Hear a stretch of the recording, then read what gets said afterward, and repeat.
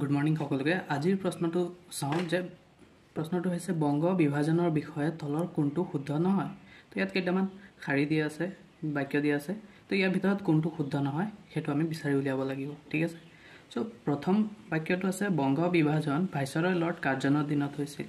চ' হয়, এইটো লৰ্ড কাৰ্জনৰ দিনতে হৈছিলে, এইটো শুদ্ধ আছে। ছেকেণ্ড, পূৰ্ব বংগ আৰু অসম প্ৰদেশৰ লগত ঢাকা, ৰাজশ্বাহী আৰু চট্টগ্ৰাম সংযোগ কৰা হৈছিল। এই বাক্যও শুদ্ধ হয়, কাৰণ ঢাকা, ৰাজশ্বাহী আৰু চট্টগ্ৰাম সংযোগ কৰা হৈছিলে আৰু লগতে ঢাকাক ৰাজধানী হিচাপেও পাতি দিয়া হৈছিলে, ঠিক আছে। ৩ নম্বৰ বাক্যটো আছে সকলো হিন্দু আৰু মুছলমান সম্প্ৰদায়ৰ লোকসকলে বংগ বিভাজনৰ বিৰোধিতা কৰিছিল। এইটো ভুল হয়, কাৰণ সকলো নাছিলে তাত। কিছুমান মুছলমানসকল যেনে আগা খান, নবাব চলিমুল্লাহ, সেইসকলে যোনটো বংগ বিভাজন তাক সন্মতি জনাইছিল, ঠিক আছে।